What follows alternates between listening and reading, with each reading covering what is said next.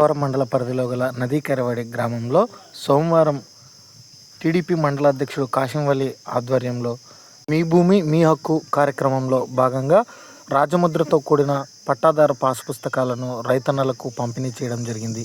ఈ సందర్భంగా నందవరం మండల టీడీపీ అధ్యక్షుడు కాశంవలి మాట్లాడుతూ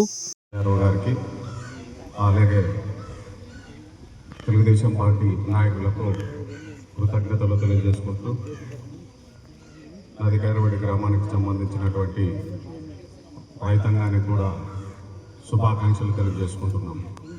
మరి మన చంద్రబాబు నాయుడు గారు రాష్ట్ర ముఖ్యమంత్రి వర్యులు, అదేవిధంగా మన ఎమ్మెల్యే జయనాశ్వర్ రెడ్డి గారి ఆదేశాల మేరకు ఈరోజు మన గ్రామానికి నదీకెరవాడి గ్రామానికి రావడం జరిగింది.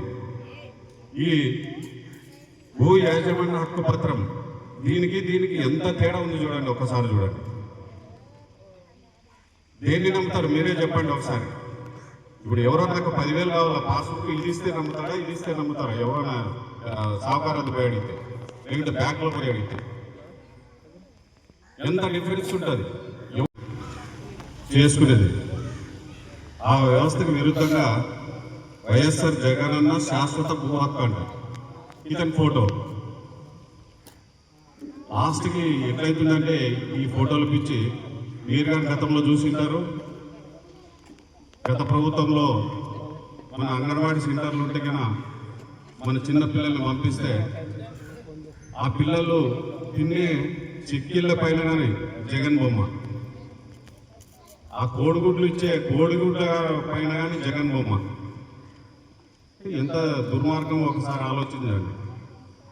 ఒక నాయకుడు, మన గ్రామానికి ఒక నాయకుడు ఉంటే మన ఊరు గురించి మన సమస్యల గురించి మాట్లాడుకోవాలి, కానీ పొద్దుస్తమానము నా పెత్తనం కావాలా, నా ఫోటో ఉండాలా, ప్రతి ఒక్క దాంట్లో ఇన్వాల్వ్మెంట్ కావాలా అని చెప్పి అనుకోవడం చాలా దుర్మార్గం.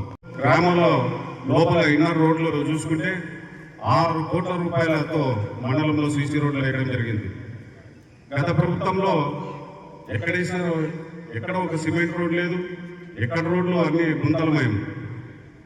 ఇప్పటికానే మన గుంతలున్నా కొన్ని ప్యాచ్లు వేసుకుంటూ మెయిన్ రోడ్లలో అంశాల పరంగా ఏదైతే మెయిన్ ఉంటుందో దాన్ని వేసుకుంటూ పోతూ శాశ్వతంగా పరిష్కారం చూపే దిశగా తెలుగుదేశం ప్రభుత్వం పోతా ఉంది.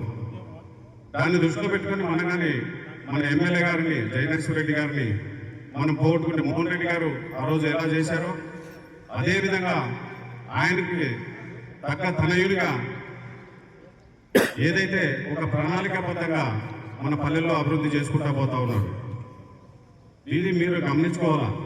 ఏదో ఆ రోజు ఎవరో వచ్చి 500లో 1000 రూపాయలు ఇచ్చి మన ఓటుని కొనుక్కునే పరిస్థితి ఉండకూడదు. మనకు ఆలోచన చేయాలి, మన స్టేట్కి కానీ ఆలోచన చేయాలి. ఉమ్మడికి ఉన్నప్పుడు ఉమ్మడి తెలుగు ఆంధ్రప్రదేశ్లో 2 రాష్ట్రాల్లో ఈరోజు హైదరాబాద్ అంత అభివృద్ధి జరిగిందంటే దానికి కారణం చంద్రబాబు నాయుడు గారు.